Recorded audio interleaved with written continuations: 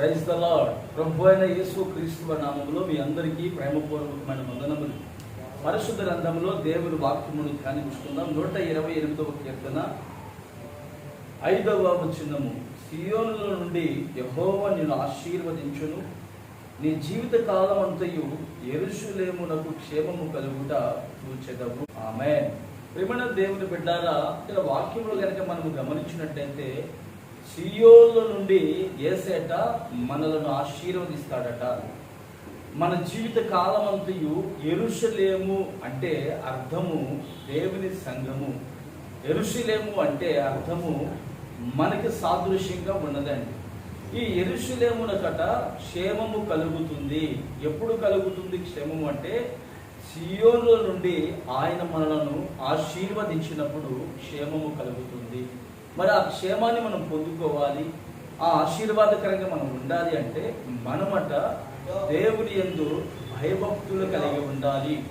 ఎవరైతే దేవుని యందు భయభక్తులు కలిగి ప్రభు కొరకు జీవిస్తారో వారి జీవితంలో క్షేమము కలుగుతుంది, వారి జీవితము ఆశీర్వాదకరముగా ఉంటుంది. నీవైతే అనేక దినములుగా ప్రభువుని వెంబడిస్తున్నావు, ప్రభు కొరకు నీవు నిలబడి ఉన్నావు. నీ జీవితంలో ఉన్నటువంటి ప్రతి సమస్యకు గొప్ప విడుదల యేసయ్య వలన మాత్రమే కలుగుతుంది. అది ఎలా కలుగుతుందంటే మనకు క్షేమము కలిగినప్పుడు మన శ్రమల నుంచి మనం విడుదల పొందుతాం. మనకు క్షేమము కలిగినప్పుడు యేసయ్య మనల్ని ఆశీర్వదిస్తాడు. మరి ఆ ఆశీర్వాదాన్ని మనం పొందుకోవాలంటే మనము మొదట దేవుని యందు భయభక్తులు కలిగి ఉండాలండి. ఫర్ ఎగ్జాంపుల్ మీకు ఒక మాట తెలియపరుస్తాను. ఇస్సాకును తీసుకొని నువ్వు మోరియా పర్వతాల మీదకి వెళ్ళి అక్కడ ఆ పర్వతములలో ఒక పర్వతం మీద అబ్రహాం నీ కుమారుని బలి అర్పించమని ప్రభు చెప్పాడు.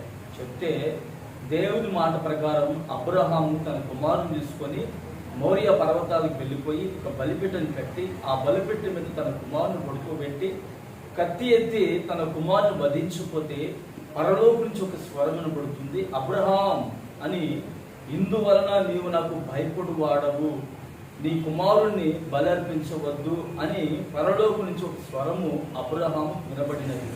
పురులారా, అబ్రహాము ఎంత ఆశీర్వదించబడ్డాడంటే ప్రపంచంలో కోటీశ్వరులు ఎవరంటే పలానా అంబానీ అని చెప్తారండి, పలానా వారని చెప్తారండి.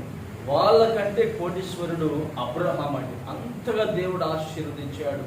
ఆ ఆశీర్వాద బలము అనేది ఎలా వచ్చిందంటే అబ్రహాము తన కుమారుడు ఇస్సాకు దేవుని యందు భయభక్తులు కలిగి ఉన్నారు కనుక వారు ఆశీర్వదింపబడ్డారు. ఈ రోజున నీకును నాకును మన కుటుంబానికి ఆశీర్వాదకరంగా వారు నిలిచి ఉన్నారు.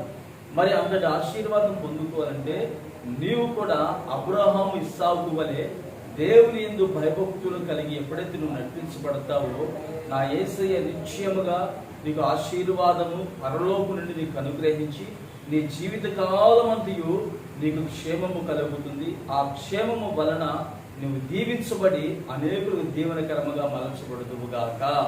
ఆమేన్. ప్రార్థన చేసుకుందాం. ప్రేమగల తండ్రి, పరిశుద్ధుడా, శివాధిపతి, స్తోత్రము నాయన.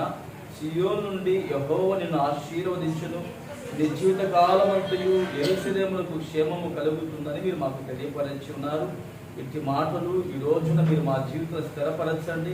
ఈ వాగ్దానమును నాయన మేము పొందుకొని అనేకులకు దీవెనకరముగా అబ్రహాము ఇస్సాకు వలె మీరు మా జీవితాలను ఫలింపచేసి మహిమ పొందుకోమని యేసు నామమున ప్రార్థిస్తున్నాను తండ్రి. ఆమేన్.